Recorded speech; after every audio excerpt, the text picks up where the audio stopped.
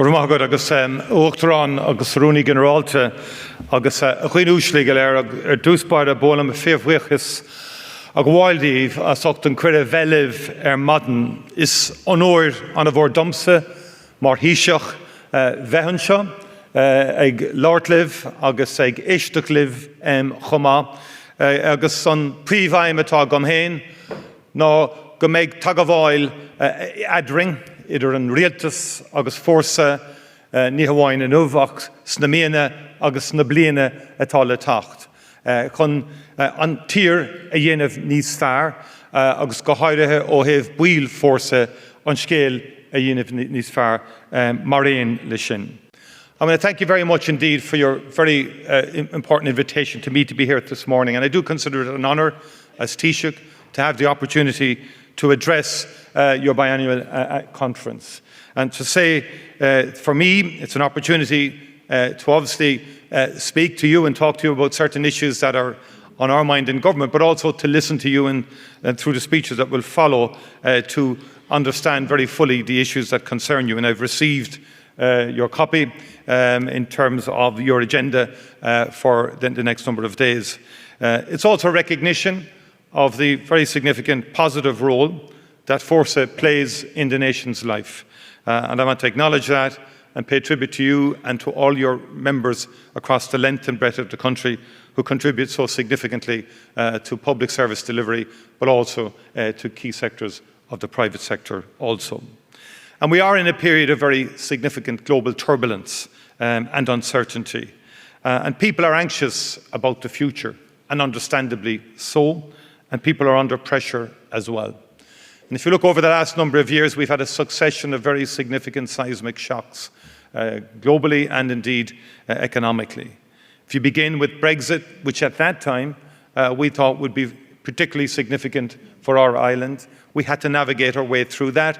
That was followed very quickly by a pandemic that was in many ways unprecedented, a 100-year event which had its own significance and still has in terms of global supply chains and in terms of inflationary impacts.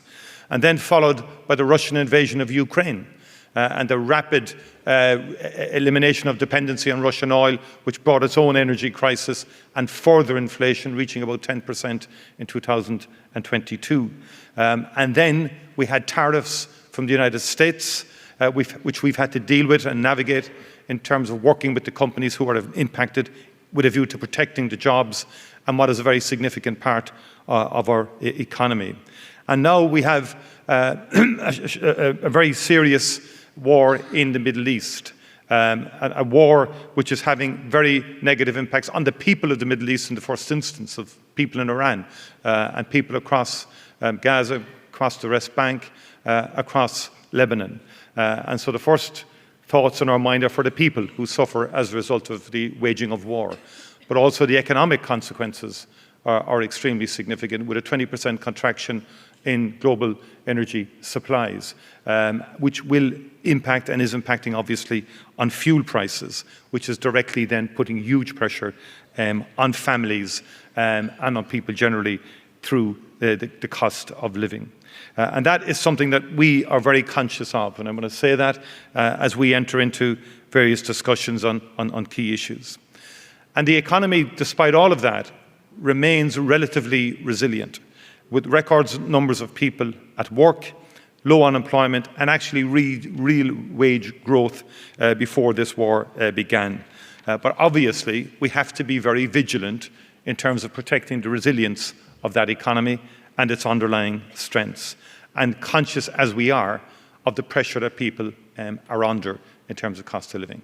So we always have to work from a government perspective in securing our economic future and securing jobs, whilst also understanding that despite all of that, people still are under a lot of pressure in terms of their net disposable income and so forth. So we want to continue to support households and to support workers, as we have done over the last number of years. We would contest. The budget of 2026 set out an overall package of 9.4 billion, and that's over 3 times, by the way, the pre-pandemic budgetary package. We did target cost of living supports at those most in need of them. particularly in terms of child support payments and in terms of fuel allowance and so on like that, which was designed to try and target consistent poverty, particularly among low-income families and children in particular. We're continuing to invest in the expansion of public services. There's been an increase of about 67,000 workers within the public service employment since 2020. And in the last budget, we put particular emphasis on prioritising infrastructure delivery. We simply have to ensure security of water supply into the future, housing, healthcare, energy, public transport across the board. And through the National Development Plan, we've underpinned all of that, because that investment is essential, because it underpins all of our futures. And investment in housing and in healthcare in particular are of importance to your members and to the nation at large. From my perspective, housing is the core social issue of this generation. We simply have to do everything we possibly can to enable young people to be able to buy houses that they can afford or rent houses that they can afford and provide a very consistent, sustainable level of social housing over the next number of years. And we are making progress in that regard. We've established the Land Development Agency. We've given a lot additional resources to local authorities and to the approved housing social bodies. We've had substantial grants for vacant and derelict housing available, which are being taken up. And we have now given unprecedented help for first-time buyers, to such an extent that the number of first-time buyers has grown from about less than 20% well up to about 40% now and more. We will continue to prioritise investment in housing. About 9 billion overall from the state was allocated in 2026 alone for the housing question. And that's the largest ever level of state investment, as it should be, because workers need places to live that they can afford to live in. And we have 36,000 houses built last year. That's not enough.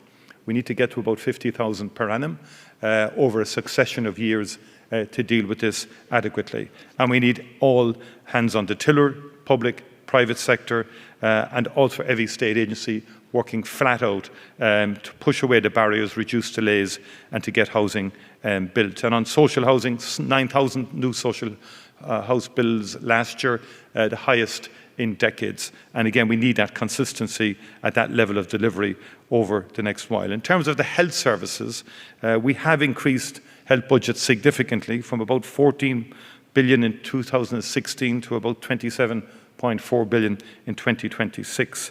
And we're now, parallel with the current budget, investing substantially in health infrastructure and digitalisation over the period 2026 to 2030. Digitalisation of our health service is extremely important, both for patients and for all involved in terms of administration and delivery of our health services. And Sláinte Care 2025 Plus is an integrated reform programme for the period 2025 to 2027 to improve health and social care services in Ireland, to optimise patient outcomes and to be responsive to their needs. That's an ambitious and multifaceted programme that will move Ireland towards a universal healthcare service. We're continuing to build our workforce through the recruitment of key roles, retention measures and additional college places for key disciplines. There's been an increase of over 33,000 and a half whole-time equivalents working in the HSE since 2020. And of course that does match and reflect increased population, increased demand on services as well. And public expenditure grows as the economy grows and indeed as the population grows. And that is something that has to be acknowledged and factored in to all of our public expenditure plans. We will continue to invest and we'll continue to reform, changing the way health services are delivered now and well into the future. I don't have an opportunity to go into all sectors, but I do just want to reference education. I was formerly a shop steward in my days as a teacher in the education arena, and I would be particularly aware of the importance of Fórsa. And if you look over the last number of decades, your role has grown exponentially within the education sector, and particularly through your supporting the special needs assistant provision. I would have been involved at the very beginning in establishing SNAs in our education system back in 1998 when it first started as an education minister. Special needs assistants play a vital role in supporting children with additional needs, and government has matched that recognition with sustained record investment. The number of SNAs nationwide has increased by 45% since 2020-21 school year, with growth in every county and across mainstream schools, special classes and special schools. And Budget 26 provides for about 1,700 additional SNA posts, 860 additional special education teachers, alongside continued expansion of special classes and special schools. So there'll be close to 26,000 SNAs by the end of the 26-27 school year working in Irish schools, alongside significant increases in special education teachers.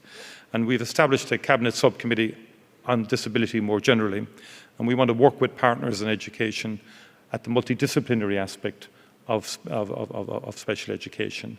Additional therapies, which we're bringing into the special schools, and then want to expand into mainstream schools.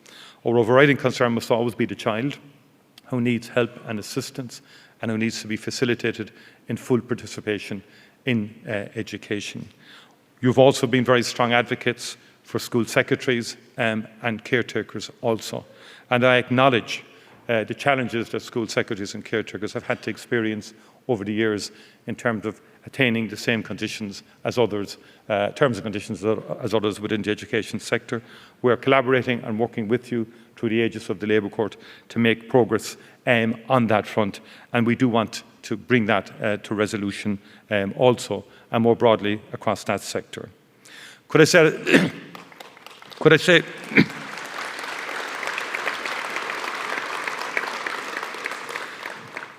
as I said earlier, we fully recognise we do get the impact of rising fuel costs as a result of the wars in Ukraine and the Middle East. And we have acted to try and reduce fuel prices at the pump and to support those that may be struggling due to price pressures, particularly for those on lower incomes and those who have to cover a lot of miles to work and to get to work.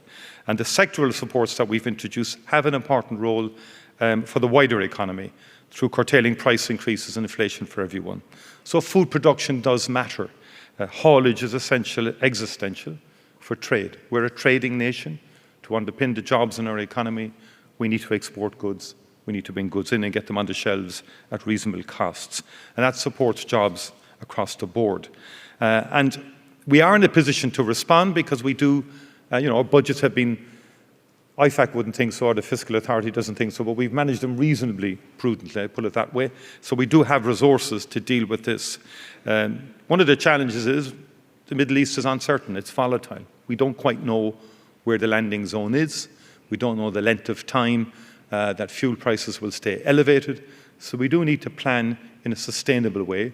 We do believe the next budget and other discussions with you and others are key to creating a framework to deal sustainably with this issue.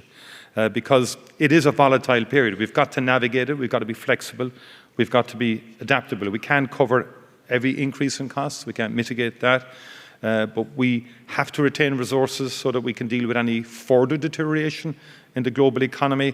And also, we're anxious to try and do things that would be more permanent and sustainable from a budgetary perspective, and also mean a lot over a period of time, not just a once-off, which in its own way has its difficulties also, because if we can improve services through the resources we have, it's probably better than alternatives. And that's something that we'd like to discuss with you. Because we have to maintain a relatively broad tax base. We want to ensure that public expenditure increases are sustainable whilst managing finite resources. That means taking tough decisions, but also it means sensible approach to sustainable expansion of public service. I think gives us the longer-term dividend and indeed short-term dividends for those working in the public service as well. So we do want to keep the investment in infrastructure parallel with current expenditure. We also then want to maintain the investment funds, the Future Ireland Fund, the Infrastructure, Climate and Nature Fund, because that protects workers' futures as well in terms of future pensions, ageing of the workforce. That's going to have big implications for health. We do need to make sure we have resources for the demographic implications of all of that, which will be significant. And then we have to continue to invest in human capital, to invest in education, skills, training, continued professional development, which is essential to your workforce, to your members, and so on. And that workers have that support and stability to succeed in a changing global environment. Because education has been key to our success as a nation. We now have the highest school completion rates in Europe and highest third-level participation rates. We need to retain that. One of the important issues I wanted to articulate with you today is that I do believe historically, and since I began in public life, our tradition of social dialogue and social partnership has been a very, very important factor in terms of the ongoing development and growth of our economy, but also the evolution of our society. Engagement between government, unions and employers through bodies like the Labour Employer Economic Forum, which I chair, has provided stability through periods of significant challenge. And it is precisely because of the uncertainty we face globally that this model matters now more than ever.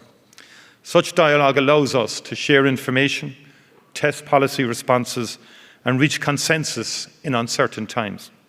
For example, during the pandemic, the development of the Work Safely Protocol took place under the LEAF. This social partnership approach is, in my opinion, one of the foundations upon which we have been able to make the social and economic progress we have as a nation. At the beginning of my Dáil career, and that was in the late 80s, local elections in the mid-80s, it was a time of turmoil, of economic stagnation, of 17% unemployment when I left college. It's always stayed with me, and that's why my focus has always been on employment and trying to create jobs all of the time and retain jobs. But it was the emergence of social partnership in the late 1980s that did steady the ship and that allowed collective progress as a country and as a nation. And since then, we have raised living standards, and we have, as I said earlier, we've become one of the strongest educated workforces in Europe. We have transformed health outcomes, and we've done that by working together on the basis of respect and a shared commitment to improve the lives of our people. And I believe that to ensure that that progress continues to the benefit of generations to come, I think it will require the same sense of partnership and mutual respect. And I want to be very, very clear that the government will only engage with established and representative employer and trade union organisations. Mechanisms like the LEAF, the National Economic and Social Council, and the annual National Economic Dialogue will be where discussions take place. Through the LEAF, the social partners have helped to design and implement key employment and social policies in recent years, which have resulted in improved conditions for many workers. For example, again, it was under the LEAF that Ireland's action plan to promote collective bargaining was developed. At the beginning of my remarks, I acknowledged Fórsa's interest in and constructive approach to housing as an issue affecting members. So I am pleased to also report that preparations to re-establish the LEAF subgroup on housing are progressing well. Collective bargaining is a cornerstone of trust and fairness in the workplace, and the action plan is an agreed approach to strengthening the industrial relations framework. While in recent months, at the request of the Irish Congress of Trade Unions, we've also seen the establishment of further thematic subgroups under LEAF on issues such as migration, housing and health. However, in light of the current economic and social challenges, I believe we need to go further than the current model of social dialogue. I believe there is scope to agree deeper, shared understandings about the way forward.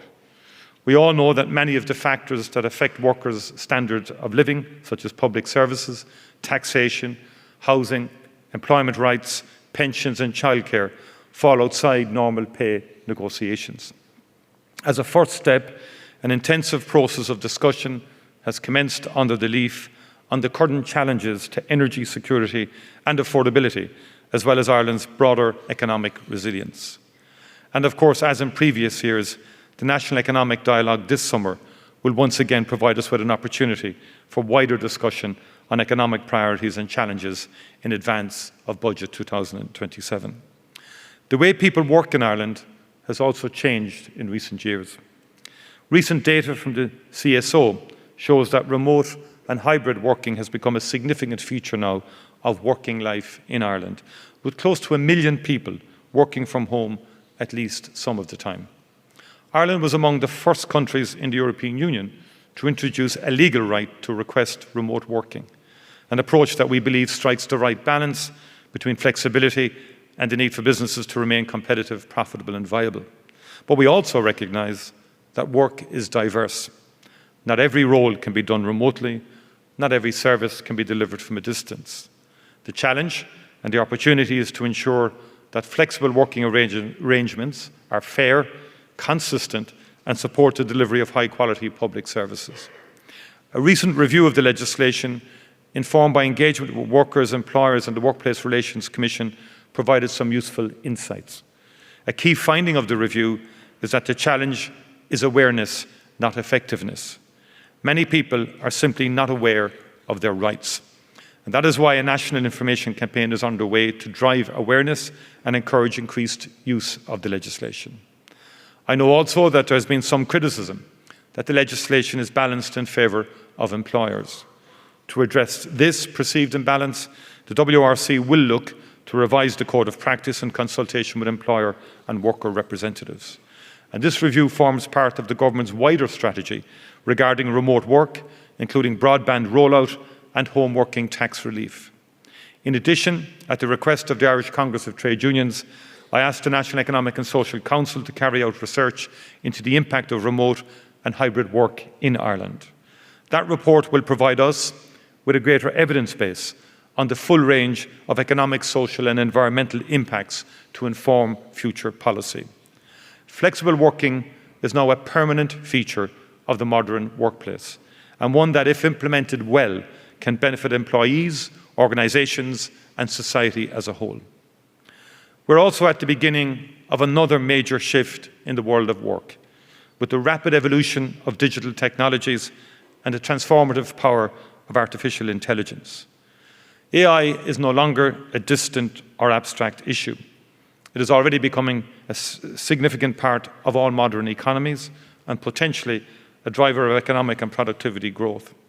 And like every major technological change and advance, it brings both opportunity and responsibility, and also concern and anxiety. The government's approach is clear. We want to harness the digital and AI revolution to support productivity, innovation and economic growth, and to deliver more effective and more modern public services.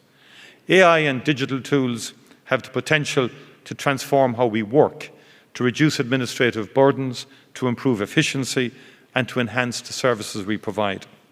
For example, we have seen how AI can assist with diagnostic imaging at St. Vincent's University Hospital or reduce processing times in agricultural grant applications.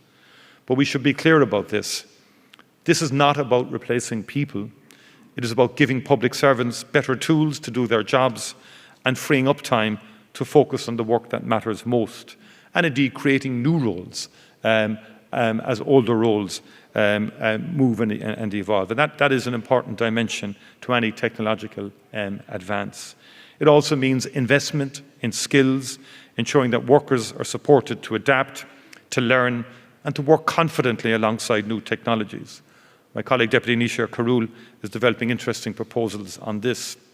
We need to ensure it is developed and used in ways that are safe, fair and accountable, and that augment human capability rather than replace or erode it. Through the government's new digital and AI strategy, we're implementing over 90 actions to harness digital and AI opportunities for continued economic growth, to enhance our digital public services and to empower our people to thrive in a digital society.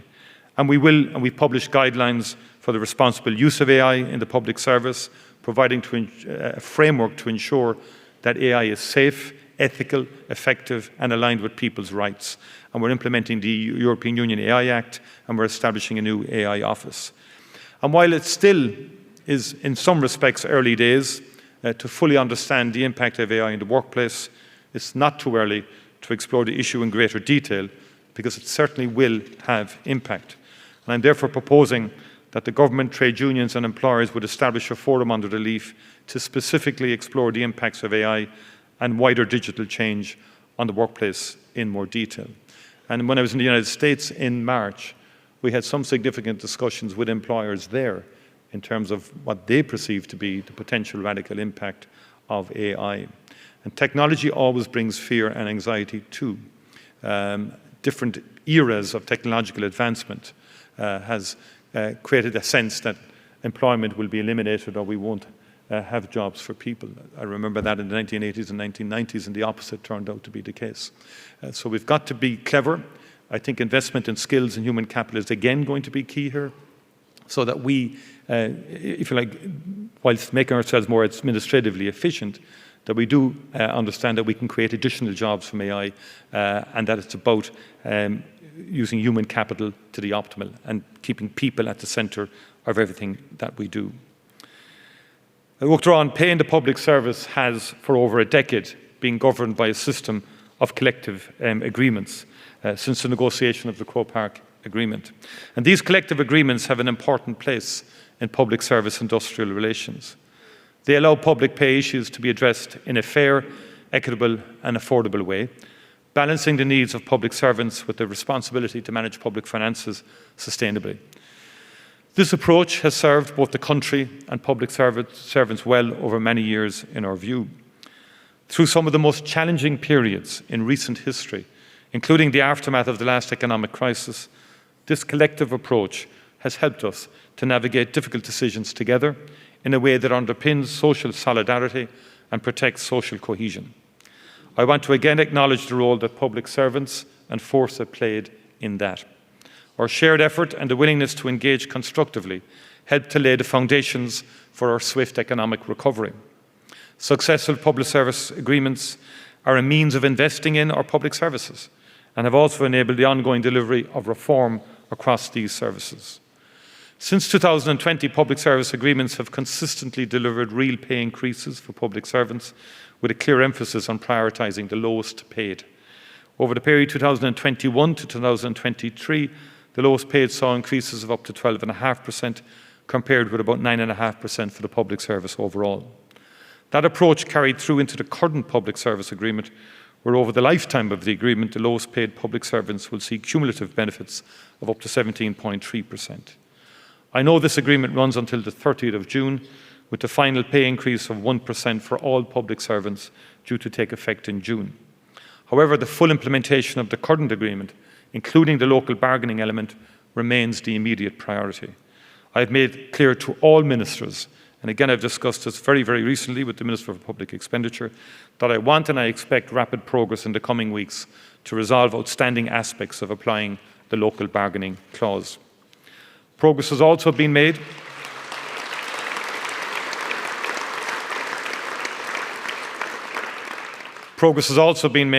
on the commitment to repeal Section 4.2 of the 2009 FEMPI Act.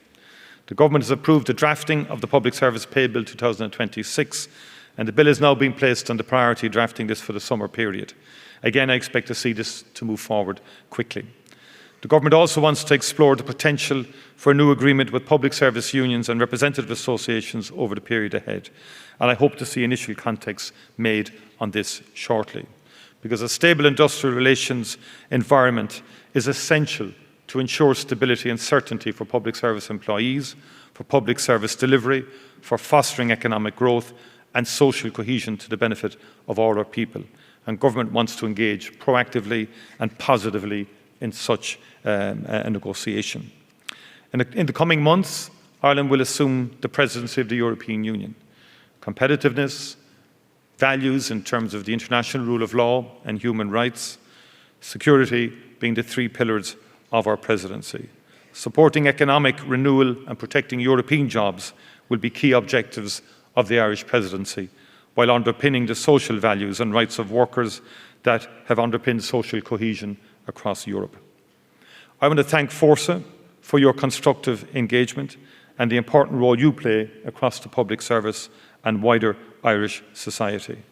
And the value of working through issues together in a structured and respectful way is very clear to Government and is something that we want to continue to nurture and develop, because that approach has served our country well, and it will continue to be important as we respond to the changes and the challenges that we face.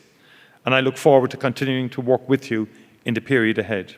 I want to thank you very much indeed for the invitation, and I wish you all a very productive and inspiring couple of days ahead in Killarney, where I've been a bit too often in recent times on the receiving end from others, as you may have noticed last weekend. But nonetheless, no one does hospitality like the people of Killarney, and we thank all the staff of the hotel and all who will make your stay a very amenable one, and likewise for my good self. Thank you very much indeed.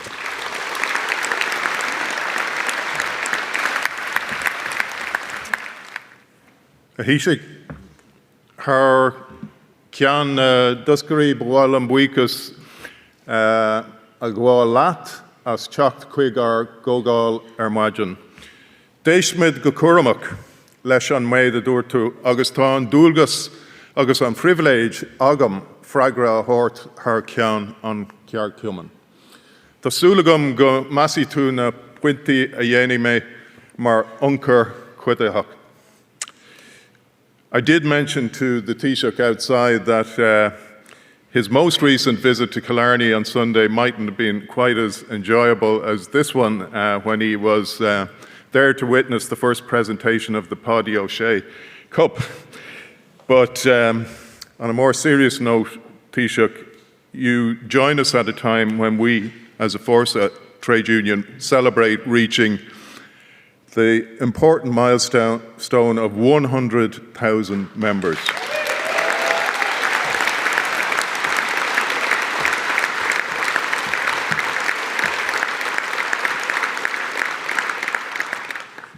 And I was struck when you were speaking about the whole social partnership era, and in particular the experience of those of us who lived through the 1980s. And it brought to mind the attendance at a conference of a forerunner of Fórsa, the Local Government and Public Services Unions, in 1987 of Taoiseach of the day, Charles Haughey. And that was a pivotal moment. And maybe when you reflect on this exchange, it can be equally as pivotal a moment. Our members work across such a wide variety of roles that we don't approach issues from a narrow professional self-interest. We try to do it through a broader lens. And in terms of the growth of the union, as you've acknowledged yourself, you can take some of the credit, because it is true to say that in 1998, as Minister for Education, you pioneered the expansion of what was called the SNA scheme. And they represent a very significant cohort of our membership. However, we think it's way past time to lose the scheme reference and time to give them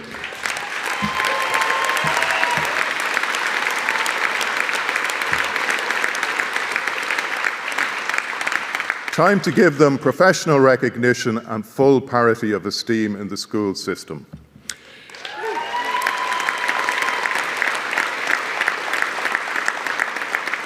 And speaking of schools, I can't omit our wonderful school secretaries and caretakers.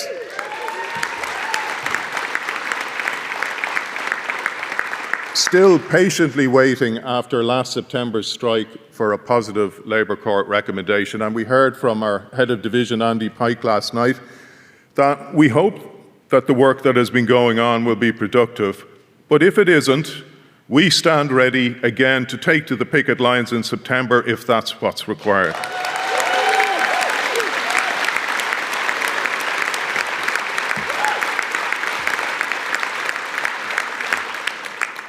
Behind us, you see our conference slogan, "A Better Deal." Our campaign seeks to achieve a new public service agreement with pay increases that address the cost of living, resolution of local bargaining claims, agreed policies on flexible work, remote working and a shorter working week, and targeted investment in housing and healthcare. We didn't dream this up. We asked our members, and they told us in their thousands what their priorities are. That research was converted into a pledge which members are asked to consider. So far, more than 45,000 Fórsa members in the public service have signed to say that they will only support a public service agreement that includes these points.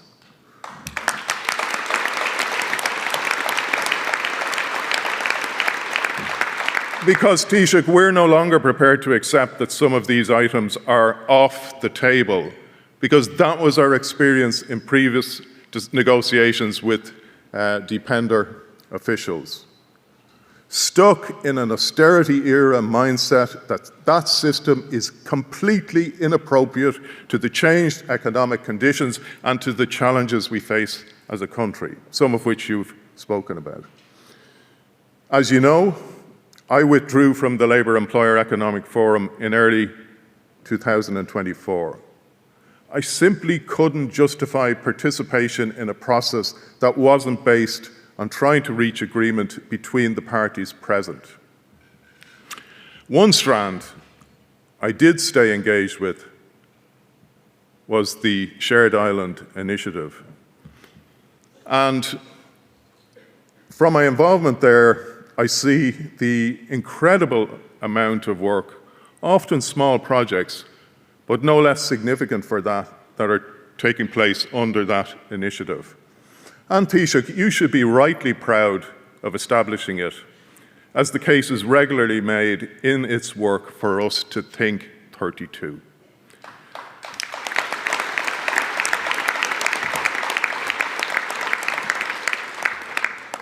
It can only assist the prospect of constitutional change on the island, and may we both live to see it.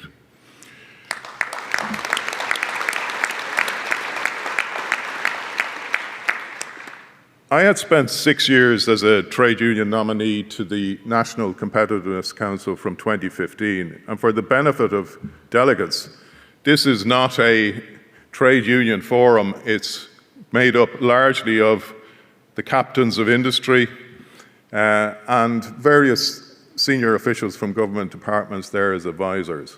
Right from the start in 2015, there was consensus around the table on the big infrastructural challenges, including housing, childcare, training, to name a few. Yet progress has been way too slow. It feels like a wasted decade, if not longer. So engagement between government, employers and unions needs to become action-oriented. And in doing so, it needs to show conferences like this that some of the outcomes can be converted into policy, and then workers can feel like they have some route to input in a structured way.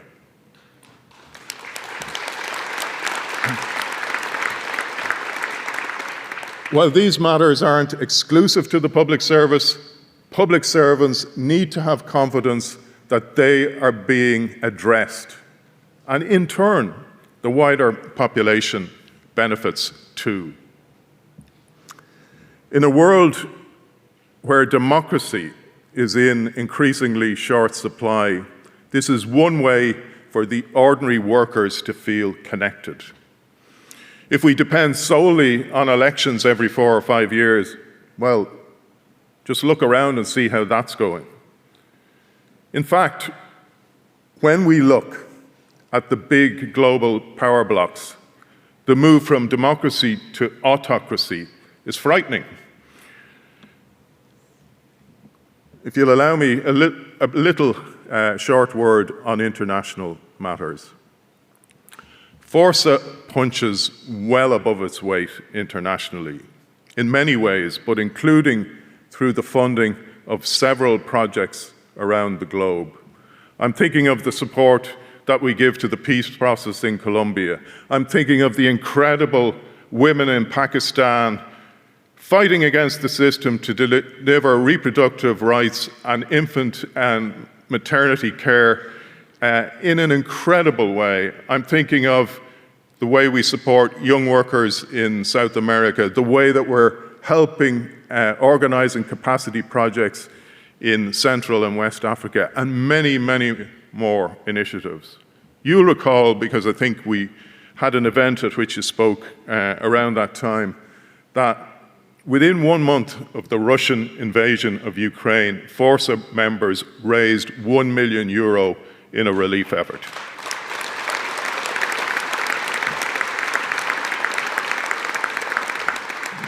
We also responded rapidly to the Israeli attacks on the people of Gaza. And like everyone else, we have witnessed the genocide taking place before our eyes.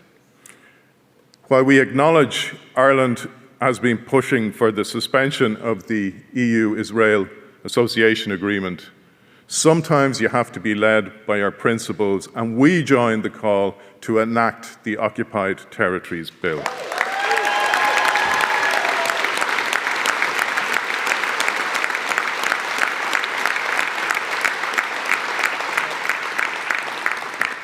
Today, trade unions across the island of Ireland are responding to the call of the Palestinian trade unions to participate in a workplace day of action, and later on this afternoon we'll have a chance to stand in solidarity with them. And while trade unions will always stand up and speak out on international issues, we must be just as focused on making progress here at home. We asked the Think Tank for Action on Social Change to conduct a piece of work on possible housing and healthcare initiatives, because these were the two top priorities our members had identified in their thousands as concerns. Now, this is being finalised and will be available in the coming days, and it could form the basis for an engagement of the type that you talked about. You also spoke about remote and hybrid work. Taoiseach, this is a global phenomenon, but as a country, our challenge is to do it best. And we have added reasons for doing so. The need for balanced rural and regional development. I listened to somebody recently talking about how in West Clare they had to merge the GAA teams now to field a team. That's the experience right across rural Ireland. We know we need better balanced regional development. We know we need to eliminate unnecessary commuting, not just for those people at work, but I also overheard somebody the other day in Newbridge talking to somebody else saying that to get to his chemo session in Tala, he had to leave at 6 a.m. So this isn't just a workers' issue. This is a societal issue we have to grapple with.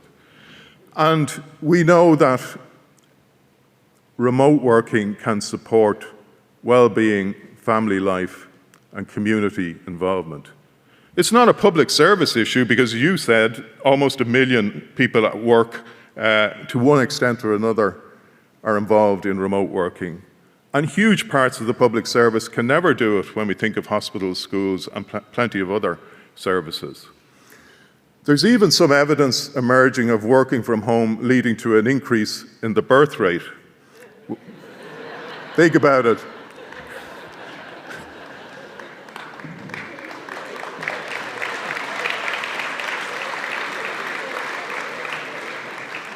But on a more serious note, the demographic and long-term fiscal advantages that would bring are very significant when we think about what you mentioned in terms of the ageing population and so on. We engaged Ireland Thinks to do a major survey and to conduct qualitative research on the social impacts of remote and hybrid working arrangements in Ireland. And we also asked a Morocco to examine the lived experience of remote and hybrid working. The huge number of responses makes this the most significant ever survey of its type, not just in Ireland, I think, Taoiseach, but possibly globally.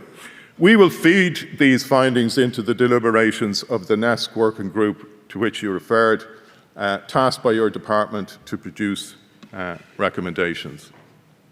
I recently wrote in the Business Post about how big tech is writing a new deal for workers and that government needed to catch up. AI is coming like a train and will entail the biggest disruption of the labour market in decades.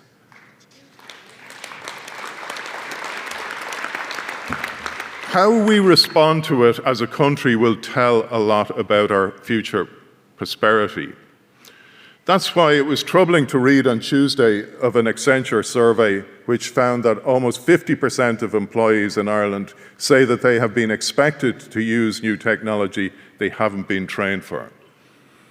It was also a surprise, but maybe not really a surprise, to read the same day of the fact that Minister Chambers is establishing a new unit in his department to explore the benefits of AI. That in itself isn't a problem, Taoiseach. The problem is there is no communication with us. And the challenge of AI isn't just the immediate one, which is very important, of what happens to workers who will be displaced, but we need to think long-term about the composition of the labour market and how we create more training places in the kind of professions and areas where we need people in caring roles, in therapeutic roles, and so on and so forth. And that's not something that can happen overnight. That's something that requires genuine, committed engagement.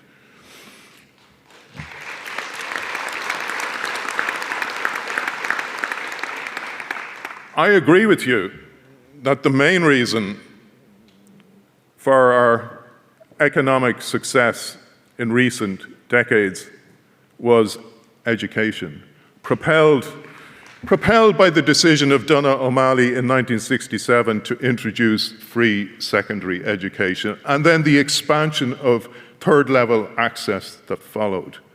It's not EU membership that has been the most important thing for the country over the last 50 years. It's the fact that we've educated our people to a very high standard.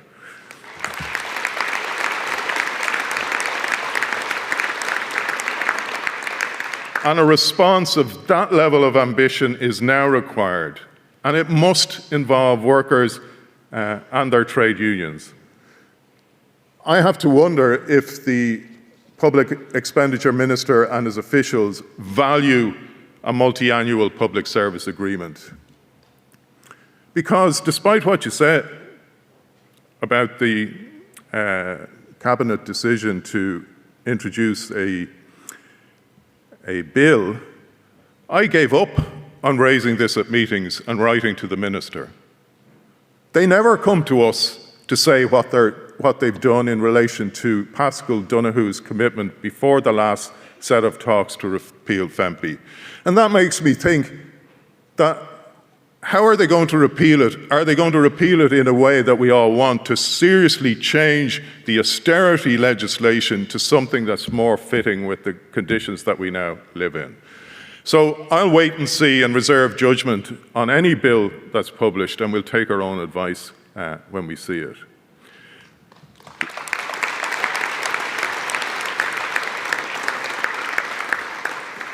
They've also delayed and frustrated the local bargaining process while controlling the implementation of outcomes.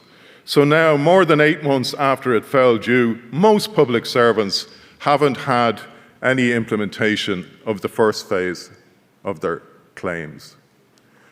Just as worryingly, they seem either unable or unwilling to police the agreement, with some sectoral employers proceeding to breach its terms on issues like AI. We saw the whole development of a policy in the HSE without trade union input, and outsourcing, again, actions taken in breach of the agreement. Taoiseach, industrial peace, cost certainty and cooperation with change are not givens. They're part of a bargain, and it takes two sides to make a bargain and two sides to honour it.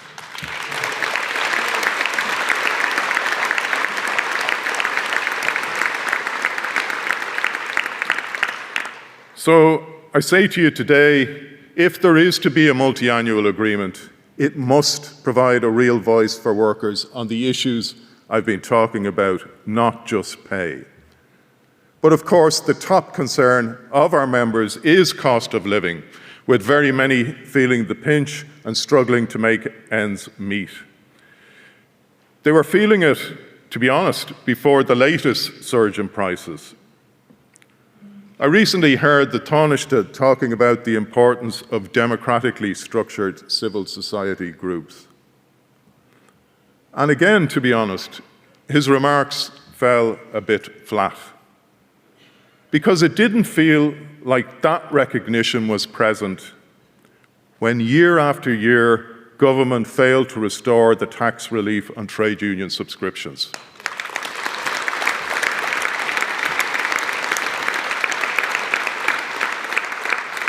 Or when government decided to reduce the VAT rate for the hospitality industry at a time when it was unnecessary as employment was growing.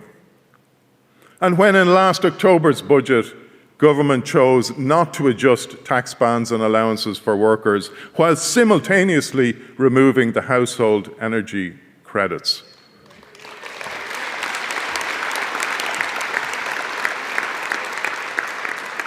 When COVID struck, we didn't have to be asked.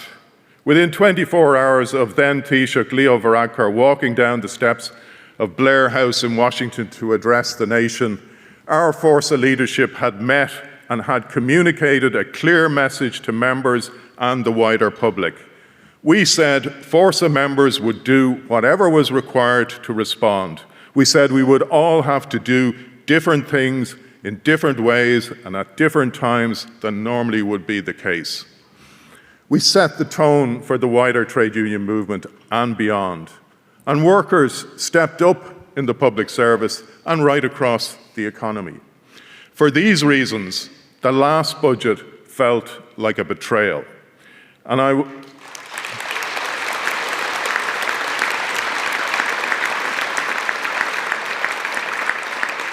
I was clear at the time that the loss would have to be made good in wage bargaining if living standards were to be protected.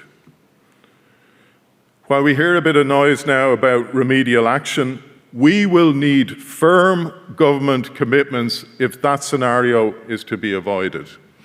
It is still not too late to reverse the VAT cut for hospitality, which amounts to a waste of taxpayers' money.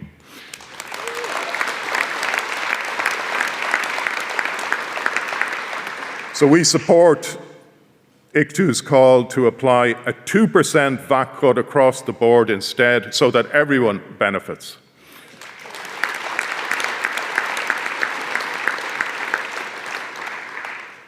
As you have said, the decision by the US and Israel to go to war with Iran has created an unexpected and additional spike in the cost of living that is hitting people hard and must be addressed.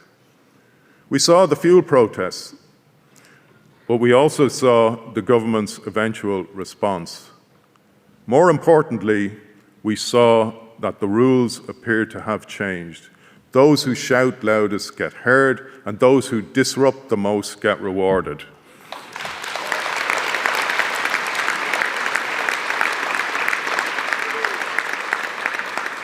For workers abiding by the law and its industrial relations procedures, the message has not been lost.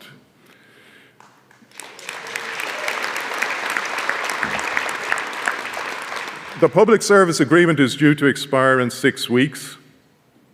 If the structure of a different type of deal isn't in place by then, we will not drift aimlessly into a period without an agreement.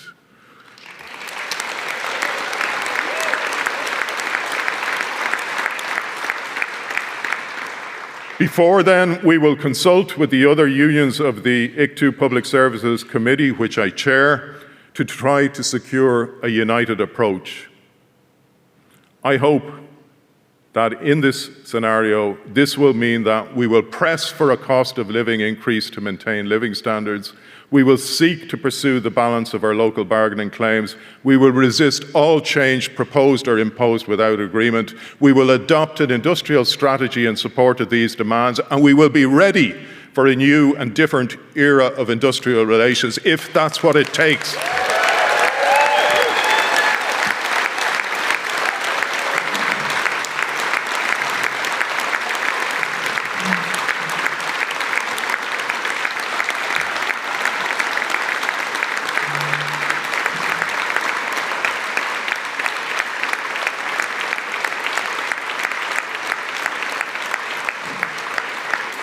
And so, Taoiseach, there is an urgency and a challenge For government as a whole, I accept it is a coalition government. If the choice is to leave this solely to Depender, we will know that our case has been rejected. If the structure of a new process can be drawn together to allow for a genuine collaborative shaping of the issues I've mentioned, perhaps another way is possible. Most people in this room and beyond know that the current approach isn't working. And they also know we can do better, not just for ourselves, but for our country. That's why we want a better deal, because we want and deserve a better Ireland. Gur maith.